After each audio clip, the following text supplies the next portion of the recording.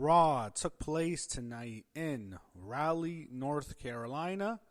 Rhea Ripley started the show off. She calls out Asuka and Kairi Sane, but instead Io Sky comes out. Io admits that Rhea was right about both of them, but that they're still her family, and she still loves them, and Io is crying right here. Very poor acting, I have to say. Eventually, Asuka and Kairi Sane appear on the screen. Asuka's cutting a promo in Japanese. We get English subtitles, and Kairi is pleading with Io to apologize to Asuka.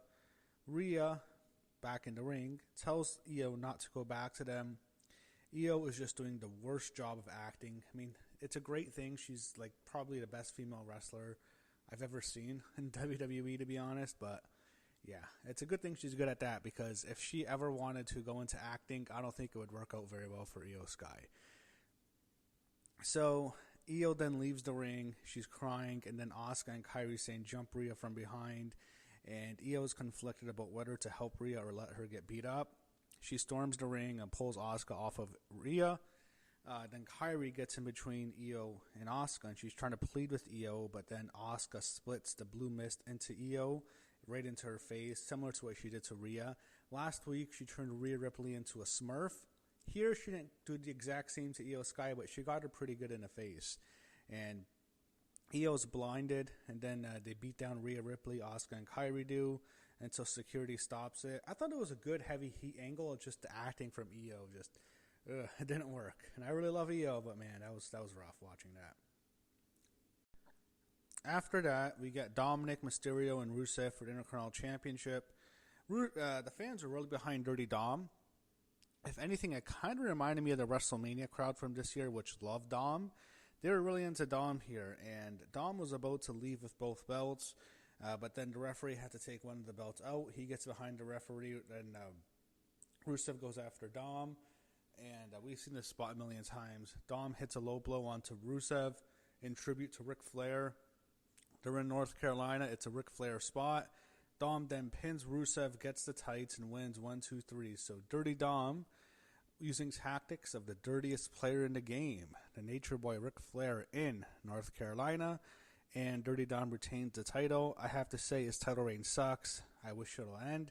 Feels like it's been going on forever. He's been IC champ since WrestleMania, and I'm already sick of it. So, unfortunately, Dom won. I really don't want to see him champion anymore. I'm really bored with it. And to be honest, I'm just over the whole Judgment Day now. I really don't want to see them anymore. Adam Peters talks to LA Knight backstage earlier in the day. New Day shows up. Who cares? We go to a Cody Rhodes and Seth Rollins video package. They focus heavily on the WrestleMania 38 match, which is Cody's return, and then that classic Hell in a Cell match with Cody wrestled with a torn pec. I thought it was a very good video segment, and to be honest, it was more entertaining than about 90% of the stuff on the show. So there's that. But they do definitely have a history together, and they're focusing more right now on their initial feud in 2022.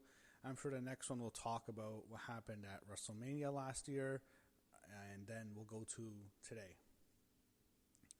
We see Bayley walking backstage. She's wearing Lyra Valkyria's t-shirt, and then she talks to Lyra, and she wants her to come out with her. Lyra brings up being shoved last week by Bayley, and she declines to come out with Bayley.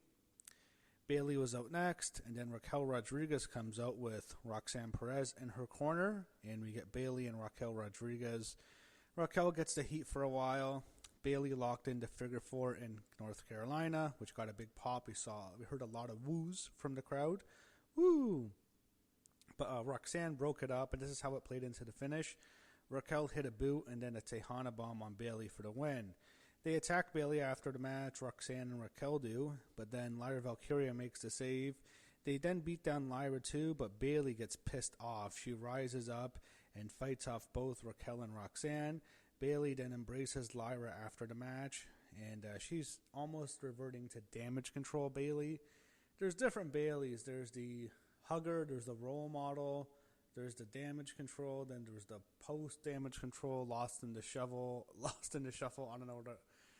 I don't even know all the different iterations of Bayley, but realistically, the two main characters were the hugger and the role model. So I guess she's doing a split personality, like she's a Norman Bates or something. Guess it works in time for Halloween.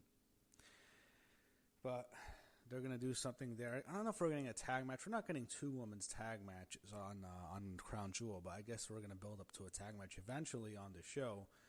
So we go to the Usos backstage. They argue over LA Knight. Jay cuts a promo, and he kind of puts down Jimmy. They get on the same page eventually. Io is being tended to by the doctors backstage, and then Kairi Sane goes up to her. She tries to plead with her, trying to get her to apologize to Asuka, even after Asuka just spit mist in her face.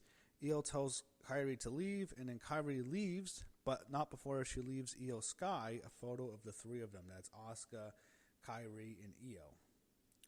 LA Knight is out next. He faces Kofi Kingston. LA Knight wins with the BFT. Akira Tozawa and Maxine Dupree are walking backstage, and then suddenly Becky Lynch walks up to Maxine and puts her down. Maxine brings up AJ Lee. So AJ's still going to be around. I just don't know how much we're going to see her. I mean, we haven't really seen her since No Mercy. Since WrestlePalooza.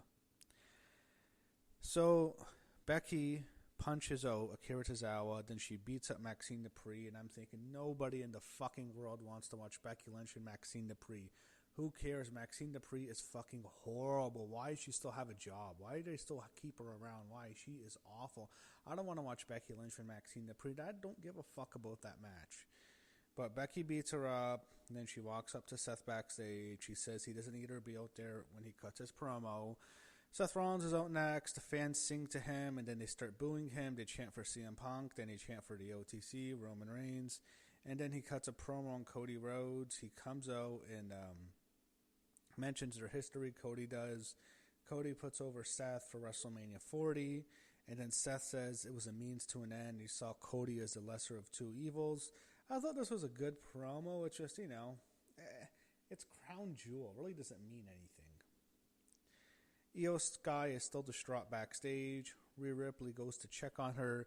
Io tells her that she talked to Adam Peters, and they have a tag team match at Crown Jewel against the Kabuki Warriors. And Io tells Rhea she can trust her after Rhea asked her if she could. AJ Styles is out next. Then Dragon Lee comes out. AJ thanks the fans for getting him a match with John Cena at Crown Jewel. We get AJ Styles and Dragon Lee against Los Americanos. AJ and Dragon win the match after a Styles clash. They preview next week's show in Dallas. Jackie Redmond interviews Stephanie Vaquer backstage on her match with Tiffany Stratton. And then Tiffany shows up and says, "It will always be Tiffy time." But they had a good exchange. I'll say something. The build-up to Crown Jewel seems very simple. It doesn't necessarily feel like any of the matches have a lot of heat on them. But at the same time, I don't mind that it's very simple. It's, it's a B show. It's an international show. I actually think it's fine that they're using a lot of heavy heat angles, if you will. Then the Usos make their Yeet entrance. We got our main event, the Usos and Braun Breaker. The Usos against Braun Breaker and Bronson Reed in a Tornado Tag Team match. Braun and Bronson are accompanied by Paul Heyman, the Oracle. So Braun, the big spot here was Braun drove Jimmy through the announce desk. And this was kind of creative because originally it was Bronson and Jimmy. And then Bronson gets knocked off, but then Braun does a great move. And he kind of does this flying clothesline onto onto Jimmy through the announce booth, and that was the big spot. And that's really the only thing that was noteworthy of the match, because we all know what this was really building up to. So Bronson Reed is about to hit a double tsunami onto both of the Usos, and then suddenly Roman Reigns makes a surprise return. He's holding a chair. He beats down both of them with a chair, throws Bronson Reed into the crowd, so he was kind of done for. Then he beats down Braun Breaker with a chair.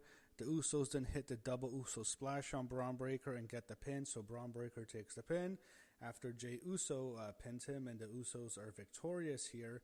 After the match, Roman Reigns continues to assault Braun Breaker with a steel chair, and then he talks to Jey Uso after the match, giving him advice as Jimmy Uso leans on the ropes, and it kind of looks confused in a way, so something's brewing here. I'm not sure what it is, but that's how Raw ended.